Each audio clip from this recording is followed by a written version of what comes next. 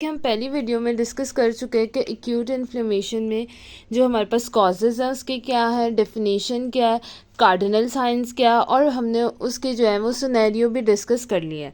अब हम करने लगे हैं कि हमने किस तरह रिकग्नाइज़ करना है कोई माइक्रोब को और जो हमारे सेल को डैमेज कर रहा है। ठीक है, रिकग्नाइज़ करने का आ गया। जो मैंने आपको बताया था, जो साइंस हमने आगे किए हैं वो ही आगे हम डिटेल में डिस्कस करेंगे। जो फर्स्ट आर था हमारे पास वो डिस्कस कर रहे हैं हम। जो फर्स्ट आर था रिकग्नाइजेशन, वो हम डिस्कस अब डिटेल में करने लगे हैं कि एक जो हमारे पास सेल के रिसेप्टर्स हैं वो कहाँ कहाँ मौजूद होते हैं और वो किस तरह रिकग्नाइज करते हैं। इसमें जो हमारे पास आते हैं वो हमारे पास आते हैं सेलुलर रिसेप्टर।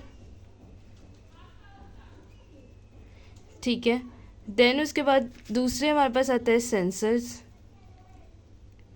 और तीसरे हमारे पास आता है सर्कुलेटिंग प्रोटीन। ठीक है, ये तीन जो होते हैं ये रिकग्नाइज कर रहे होते हैं। रिकग्नाइजेशन सेलुलर रिसेप्टर से हो रही होती है, देन हमारे पास कुछ सेंसर्स आ रहे हैं और कुछ सर्कुलेटरी प्रोटीन आ रही होती है जो रिकग्नाइज कर रहे हैं। अब इसको करने का ना आसान तरीका एक डायग्रामेटिक व्यू में ले लो। इसमें से पास पेपर में कोई क्वेश्चन नहीं आया, लेकिन फिर भी हमें पता होना चाहिए कि सेलुलर रिसेप्टर क्या कर रहे हैं, क्योंकि बायोमैकेनिक्स और बायोकेमिस्ट्री में आगे जाके इसका रोल आता है, और फार्मा में भी आपने ये पढ़ना ही होता है कि रिसेप्टर कौन से हैं। ठीक है, सबसे पहले ना इसको आप एक डायग्राम के थ्रू लो। ये एक समझे सेल है और ये इसका रिसेप्टर है। सबसे ऊपर जो लगा होता है ना सेलुलर रिसेप्टर में, वो होता है टूल लाइक रिसेप्टर। ठीक है, टूल लाइक रिसेप्टर, टूल की तरह ये, इसे हमने कह दिया टूल लाइक रिसेप्टर। इसको हमने कह दी ये पैम्प्स है, PAMP। इसे कहते हैं pathogen associated molecular pattern. Toll like receptor जो है, ये जो रिसेप्टर है ये बिलोंग करता है टूड लाइक से, और ये सबसे ऊपर लगा होता है। उसके लोकेट कर रहता है एंडोसोम, और ये एबल होता है कि डिटेक्ट करे कि कोई भी एक्स्ट्रा सेलुलर या माइक्रोब के इंजेक्शन से चेंजेस जो आ रही है उसको डिटेक्ट करे। देन उसके बाद आता है पैम। पैम जो होता है ये पैथोजन एसोसिएटेड मॉलिक्यूलर पैटर्न होता है, और इसने क्या करना होता है, दो काम करने होते हैं। इसने साइटोकाइनेज को रिलीज करना होता है, और साथ ही इंटरफेरॉन्स को, ठीक है, इंटरफेरॉन्स को रिलीज किया, और साइटोकाइनेज ने पैम ने किया। पैम पैथोजन एसोसिएटेड मॉलिक्यूलर पैटर्न ने रिकग्नाइज कर लिया, मॉडिफाई कर दिया टूल लाइक से कह के कि ये पैम ने से रिकग्नाइज कर लिया, और उसने साइटोकाइनेज और इंटरल्यूकिन कर लिया रिसेप्टर रिलीज, ताकि कोई भी इन्फ्लेमेटरी रिस्पॉन्स फौरन दिया जाए। अब सेंसर्स में जो आता है ना वो आता है डैम। ये डैमेज एसोसिएटेड मॉलिक्यूलर पैटर्न होता है। ये डैमेज इन्होंने करना है। इन्होंने क्या करना है, जैसे टूडल लाइक ने और पैम ने अपना काम खत्म कर लिया, अब डैम्स ने क्या करना है, इन्होंने यूरिक एसिड को बनाना है जो डीएनए की ब्रेक डाउन करेगा। एटीपी को कहना है कि वो जो है वो डैमेज करने लग जाए माइटोकॉन्ड्रिया को, एटीपी को कह देना कि वो डैमेज करे।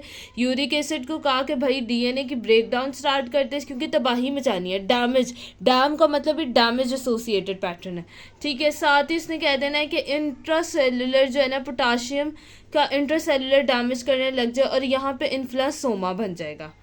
Receptor activate multiple cytocomplexes which is known as inflammasome which produce interferon. ठीक है, देन उसके बाद सर्कुलेटरी प्रोटीन्स आ जाते हैं जो कॉम्प्लीमेंट्री होते हैं, और ये जो होता है मोनोज बाइंडिंग लेक्टीन होता है, मोनोज बाइंडिंग लेक्टीन होता है जो कि हमारे पास शुगर की इंजेक्शन कर रहा होता है। साथ ही एक ये आपने कॉम्प्लीमेंट्री प्रोटीन में रखना, और एक आपने कोलेक्टिन को बाइंड दिमाग में रखना है जो फेगोसाइटोसिस कर रहा है। फेगोसाइटोसिस का जो है एक सेपरेट टॉपिक है जो हम डिटेल में डिस्कस करेंगे। फेगोसाइटोसिस कोलेक्टिन करवा रहा है, और मोनोस बाइंडिंग है वो शुगर के साथ एसोसिएटेड है। ये हमारे पास आ गया रिकग्नाइजेशन। अब हम डिस्कस करने लगे एक्यूट इन्फ्लेमेशन। एक्यूट इन्फ्लेमेशन में सबसे पहले क्या होता है कि वहाँ पर डायलेशन होती है वेजल की। आपने लिखना है कि वहाँ पर डायलेशन हुई वेजल की। ठीक है, ये इंपॉर्टेंट स्टेप्स है। परमेबिलिटी इंक्रीज हुई,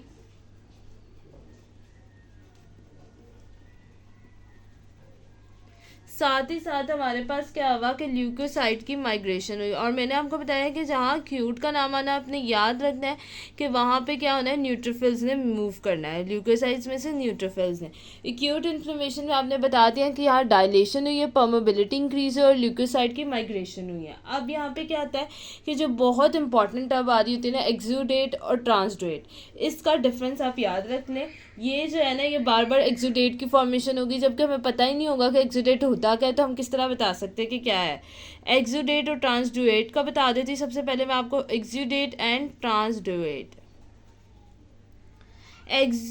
जो हमारे पास एक्सुडेट होता है ना, ये कोई भी इन्फेक्शन आया ना, उसकी वजह से जो बन रहा होता है वो एक्सुडेट होता है। हमेशा याद रखना, इन्फेक्शन के रिस्पॉन्स में एक्सुडेट, जहाँ एक्सुडेट का नाम आ गया कि आपने समझ लेना इन्फेक्शन है, कोई इन्फ्लेमेशन है, वहाँ पे क्या होगा कि जब से कोई इन्फेक्शन हो गई या इन्फ्लेमेशन आई, वहाँ पे कैपिलरीज की परमेबिलिटी जो है वो इंक्रीज हो जाएगी। कैपिलरीज की परमेबिलिटी को क्या किया इसने, इंक्रीज किया। कैपिलरीज परमेबल ज़्यादा होगी और इसमें क्या होगा कि प्रोटीन का कंटेंट है वो हाई होगा, ठीक है, प्रोटीन हाई है। और साथ ही साथ यहाँ पे क्या चीज़ ज़्यादा होगी, ग्रेविटी भी ज़्यादा होगी, ग्रेविटी हाई आ गई, ठीक है। देन उसके बाद इसकी क्लाउडी सी अपेयरेंस मिल रही होगी, क्लाउडी और टर्बिड अपेयरेंस आ रही होगी इसमें। फिफ्थ पॉइंट ये आ गया। जबकि आपने देखा ये इन्फेक्शन की वजह से हुआ, तो यहाँ पे क्या होगा, बैलेंस का इशू आएगा। बैलेंस के इशू की वजह से आएगा, कौन सा बैलेंस का इशू, हाइड्रोस्टैटिक प्रेशर का डिफरेंस आया। हाइड्रोस्टैटिक जो था वो प्रोटीन और वाटर का कंटेंट मेम्ब्रेन के अंदर इक्वल रख रहा था, लेकिन हाइड्रोस्टैटिक में डिफरेंस आ जाए तो इम्बैलेंस हो जाता है, तो इसकी वजह से ट्रांसडुएट की फॉर्मेशन होगी। यहाँ पे कैपिलरी की permeability as compared to exudate इतनी बढ़ेगी नहीं, लेकिन यहाँ पे प्रोटीन क्या होंगे, लो होंगे। इससे ऑपोजिट चलना है क्योंकि डिफरेंस ही हम कर रहे हैं, तो लो हो गए। ग्रेविटी भी यहाँ पे क्या होगी, लो होगी। और यहाँ पे क्लाउडी अपेयरेंस है, यहाँ पे क्लियर येलो, पेल येलो हमें अपेयरेंस मिल रही होगी मॉर्फोलॉजी की हम अगर बात करें, ठीक है। ये हमारे पास आ रहा है एक्सुडेट और ट्रांसडुएट, जो कि हमारे पास बार बार टर्म यूज़ हो रही थी, जो कि कंफ्यूजिंग आगे जाके करती हैं।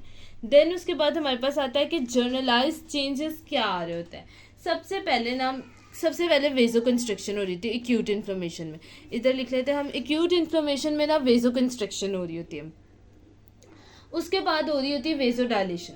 सबसे इम्पॉर्टेंट अगर हम इसको चले ना, तो वहाँ पे होती है वेजोडाइलेशन। वेजोडाइलेशन क्यों हुई, कैसे हुई, किसने कहा था वेजोडाइलेशन, कोई इन्फ्लेमेशन फ़ौरन आई, वहाँ पे रेडनेस होगी और वहाँ पे वेजोडाइलेशन स्टार्ट हो जाएगी।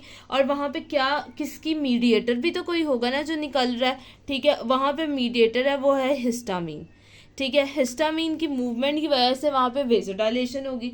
वेजोडाइलेशन की वजह से क्या होता है, वेजोडाइलेशन जो होती है वो ब्लड फ्लो को इंक्रीज कर रही होती है। ब्लड फ्लो क्या हुआ, इंक्रीज होने लग गया। पहला स्टेप हमारे पास क्या आ गई, वेजोडाइलेशन। ब्लड फ्लो इस एरिया में हमारे पास क्या हो गया, इंक्रीज होने लग गया, ब्लड फ्लो की इंक्रीज हुई, जिसकी वजह से क्या होगी, एक इधर साथ हम एरो बना रहे, कैपिलरी बर्ड्स ओपन हो जाएंगे। जैसे ब्लड फ्लो ज़्यादा हुआ तो कैपिलरी बर्ड्स आर ओपन, ठीक है। तीसरी बात क्या होगी, कैपिलरी बर्ड्स भी ओपन हो गए, तो वहाँ पे क्या होगा कि जब कैपिलरी की परमेबिलिटी देखें बढ़ गई है, तो हमने कहा था कि वहाँ जहाँ कैपिलरी की परमेबिलिटी बन जाए वहाँ पे एक्सुडेट की फॉर्मेशन होती है, तो हमने कहा यहाँ पे क्या बनने लग गया, एक्सुडेट बनने लग गया। एक्सुडेट क्या था, एक प्रोटीन रिच फ्लूइड था, प्रोटीन रिच फ्लूइड था, ये आपने बता दिया। फोर्थ पॉइंट में आप बता देंगे कि यहाँ पे क्या होगा, हमारे पास slow blood flow in small vessel, vessel diameter loss करने, इंक्रीज होने लग जाएंगे। जैसे फ्लूइड का लॉस होने लग गया तो वहाँ पे जो हमारे पास वेजल्स के डायमीटर थे उस पर इफेक्ट क्या आ रहा है, वहाँ पे 3 काम होने लगे हैं। यहाँ पे जो है हमारे पास विस्कोसिटी इंक्रीज हो जाएगी, ब्लड की विस्कोसिटी इंक्रीज होगी ब्लड की, ठीक है।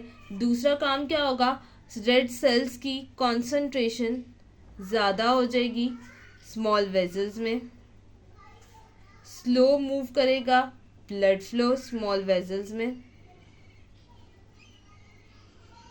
ठीक होगा। सबसे आसान तरीके से मैं बता रही हूँ कि इससे आसान मुझे नहीं लगता कोई तरीका हो सकता है पैथो को पढ़ने का। एक्यूट इन्फ्लेमेशन में क्या है, एक्यूट इन्फ्लेमेशन के अगर हम चेंजेस की बात करें या change in vascular flow and calibre, इसे ये भी आप कह सकते हैं, पेपर में इस तरह भी क्वेश्चन आ सकता है। तो आपने ये सारा प्रोसेस लिखना है कि सबसे पहले वेजोडाइलेशन हुई, जो मीडिएटर था वो हिस्टामीन था, ब्लड फ्लो वहाँ पे ज़्यादा हो गया क्योंकि वहाँ पे कैपिलरी बर्ड्स ओपन होगी। वहाँ पे जहाँ पे कैपिलरी बर्ड्स ओपन हो गए, हम ऊपर पढ़ के आए हैं कि एक्सुडेट की फॉर्मेशन हो जानी है, वो प्रोटीन रिच फ्लूइड है। वहाँ पे ब्लड की विस्कोसिटी इंक्रीज होनी है, रेड कॉन्सेंट्रेशन जो होती है रेड सेल्स की वो ज़्यादा हो जानी है स्मॉल वेजल में, और ब्लड वेजल्स ने स्लो होना है। अब वहाँ पे पांचवा काम क्या होगा, स्टेसिस स्टार्ट हो जाएगी।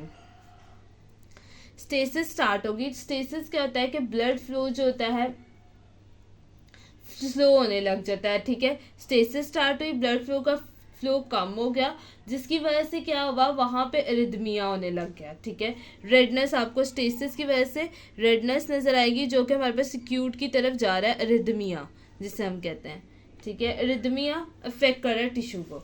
जब एरिथमिया हो गया तो हमारा एक्टिवेट हो गया ल्यूकोसाइड। उन्होंने कहा भाई एक्यूट इन्फ्लेमेशन एक्टिवेट हो जाए, ल्यूकोसाइड जैसे ही एक्टिवेट हो गए तो वो उन्होंने क्या किया, एक्यूट है तो मैंने आपको कहा था न्यूट्रोफिल्स याद रखने, न्यूट्रोफिल्स को वहाँ पे मूव करवाने लग गए, जिसकी वजह से वहाँ पे उन्होंने जाके मीडिएटर स्टार्ट कर दिए रिलीज़ करना। मीडिएटर भी हम डिटेल में पढ़ेंगे निमोनिक्स के साथ। मीडिएटर रिलीज़ किए, मीडिएटर ने क्या किया, एक्टिवेट किया एंडोथीलियम को, ठीक है। एक्टिवेशन होगी एंडोथीलियम की,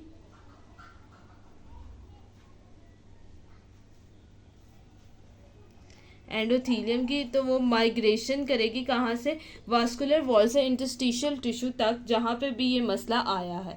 हमने सबसे पहले पढ़ा कि वेजोडाइलेशन हुई हिस्टामीन की वजह से, देन हमने उसको पढ़ा कि कैपिलरी बर्ड्स ओपन हो गए, प्रोटीन रिच फ्लूइड जो है वो एक्सुडेट की फॉर्मेशन की तरफ हुआ, वहाँ पे ब्लड वेसल की विस्कोसिटी ज़्यादा होगी, रेडनेस सेल्स जो थे वो स्मॉल अमाउंट में थे, ब्लड फ्लो जो है वो स्मॉल वेजल्स में कम हो गया है, और साथ ही साथ वहाँ पे स्टेसिस हो गया, ब्लड फ्लो कम हुआ जिसकी वजह से वहाँ रेडनेस होगी, रेडनेस की वजह से ल्यूकोसाइट्स जिसमें से न्यूट्रोफिल्स ने मूवमेंट की और वहाँ जाके मीडिएटर रिलीज़ किए जिन्होंने एंडोथीलियम को एक्टिवेट किया। ये सारा प्रोसेस एक्यूट इन्फ्लेमेशन में हो रहा है।